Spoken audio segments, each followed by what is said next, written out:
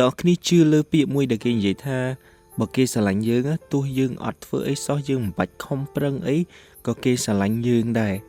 ហើយនៅក្នុងកាពីរបស់គ្រីស្ទបរិស័ទក៏និយាយដែរថាព្រះស្រឡាញ់យើងតាំងពីយើងនៅជាមនុស្សមានបាបឡើយហើយខ្ញុំស្វែងរកអត្ថន័យនិងភាពស៊ីជម្រៅនៃក្តីស្រឡាញ់នឹងមែនទែនខ្ញុំឆ្ងល់ថាហេតុអី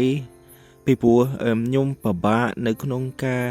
ស្វែងយល់ឲ្យស៊ីជម្រៅពីកន្លែងនឹងមែនទែនហើយបើសម្រាប់មនុស្សយើងទៀតកាន់តែពិបាកនៅពេលដែលយើងអត់ធ្វើអីសោះហើយឲ្យគេមកស្រឡាញ់យើងដូចជាពិបាកមែនទែនសម្រាប់ខ្ញុំគិតថាទាល់តាយើងខំប្រឹងយើងធ្វើឲ្យគ្នាទៅវិញទៅមកអីអញ្ចឹងទើបជាក្តីស្រឡាញ់ខ្ញុំគិតហើយខ្ញុំរស់នៅស៊ាំជាមួយទង្វើដែលត្រូវតែផ្ដល់ឲ្យត្រូវតែធ្វើនេះធ្វើនោះដើម្បីឲ្យមនុស្សស្រឡាញ់យើងប៉ុន្តែក្រោយពីខ្ញុំស្វែងយល់អំពីអត្ថន័យពិតនៃក្តីស្រឡាញ់ហ្នឹងខ្ញុំចាប់ផ្ដើមគិតឃើញថាវាមែនពីព្រោះមនុស្សដែលស្រឡាញ់យើងទោះយើងអត់ធ្វើអីសោះប៉ុន្តែពួកគេមានបេះដូងដ៏ល្អសម្រាប់យើងតែម្ដង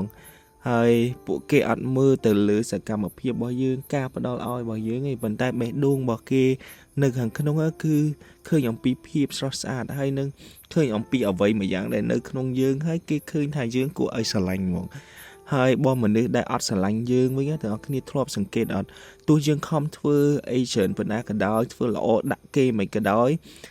ប៉ុន្តែពួកគេអត់ដែលមានបេះដូងបរិសុទ្ធអត់ដែលមានក្តីស្រឡាញ់អត់ដែល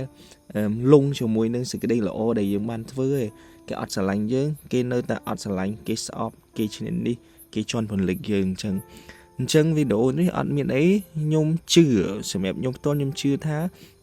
ក្តីស្រឡាញ់គេស្រឡាញ់យើងទាំងយើងអត់ធ្វើអីសោះយើងអត់ស័ក្តិសមស្រឡាញ់ក៏ដោយបើគេមានបេះដូងដែលល្អបេះដូងដែលចង់ស្រឡាញ់យើងគឺគេស្រឡាញ់យើងហើយគេចង់ផ្ដល់ឲ្យមកកាន់យើងនៅក្តីស្រឡាញ់នោះតែម្ដងហើយអញ្ចឹងហើយកុំខ្វល់បើសិនបើជួបមនុស្សដែលមិនឲ្យតម្លៃក្តីស្រឡាញ់គេអត់ចង់ស្រឡាញ់យើង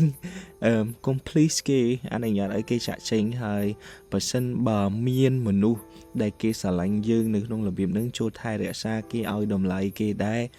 ពីព្រោះទាំងអស់នោះគឺជាភាពស្រស់ស្អាតនៃក្តីស្រឡាញ់តើអរគ្នាគិតមិនដែរចំពោះវីដេអូហ្នឹងហើយមានមនុស្សដែលស្រឡាញ់អ្នកទាំងអស់គ្នានៅក្នុងរបៀបហ្នឹងអត់ just say thank you to them ហើយ share វីដេអូហ្នឹងឲ្យគាត់មើលផង bye